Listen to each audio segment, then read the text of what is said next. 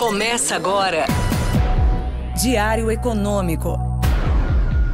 Um oferecimento do Canal Rural. Uma análise das principais informações que impactam os mercados, A economia global e do Brasil.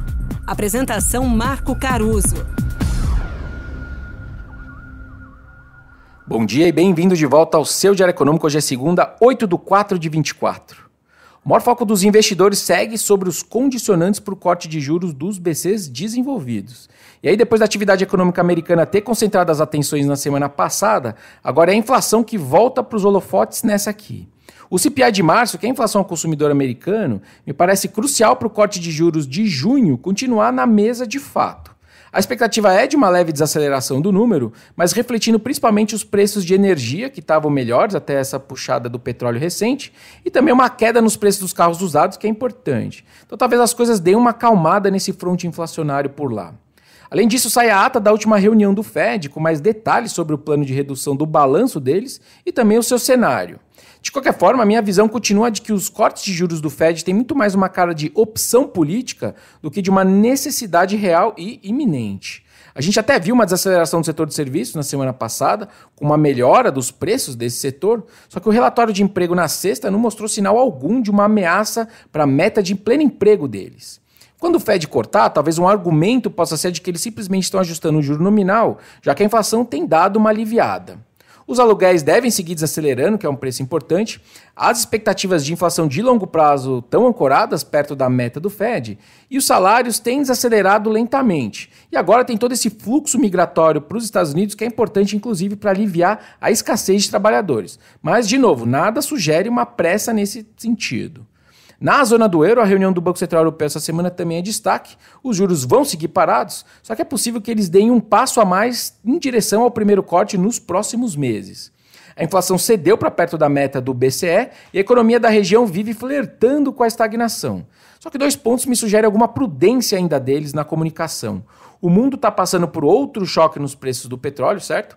E os dados salariais das negociações coletivas do primeiro TRI da região ali da zona do euro só vão estar disponíveis mais para frente e esse é um preço importante, né? Salários.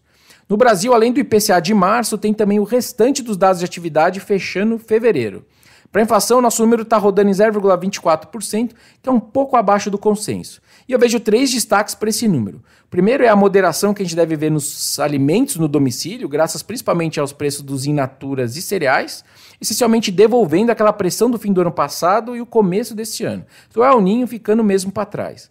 Outros são serviços que rodaram bem baixos nesse último IPCA 15 e devem continuar assim. E por fim, alguma influência que a gente deve ver nas promoções da Semana do Consumidor, que foi ali entre 11 e 18 do mês passado, e devem ter contido os preços dos bens industriais. Em 12 meses, então, o IPCA cede para perto de 4%. Para os dados de atividade, a cara é positiva. De modo geral, os números positivos também do mercado de trabalho, que ainda está melhorando mesmo em pleno emprego, e o aumento da oferta de crédito que a gente está vendo para as famílias, conversam com um avanço nas vendas no varejo e no setor de serviços. A gente ainda vai fazer ajustes finos depois que esses números saírem, só que hoje, para já, a gente já está vendo um PIB esse ano crescendo 2% contra 1,8% que estavam nas nossas últimas estimativas. Para terminar, de Brasília tem 2 discussões importantes para os ativos. Primeiro, tem ainda a crise no entorno da Petrobras e ontem o presidente Lula convocou o Haddad e outros ministros para discutir sobre isso.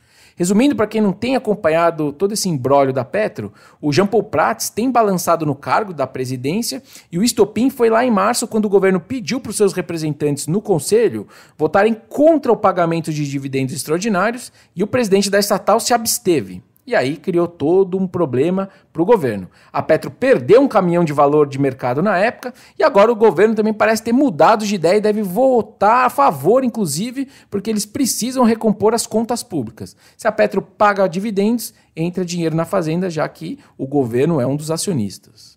Além disso, sobre as contas públicas, teve notícia dizendo que o governo pretende decidir esses dias a meta fiscal do ano que vem. Na verdade, a definição precisa estar justamente no projeto de lei de diretrizes orçamentárias de 2025, que vai ser enviado ao Congresso até o dia 15 agora. Hoje, a meta supostamente do ano que vem é de 0,5% do PIB de superávit, positivo, né? Para esse ano, a ideia de rever a meta de déficit zero ainda segue lá para frente. Bom dia, bons negócios e sorte sempre. Você ouviu Diário Econômico. Um oferecimento do Canal Rural. Uma análise das principais informações que impactam os mercados, a economia global e do Brasil. De segunda a sexta, às 6 da manhã, no Spotify e YouTube.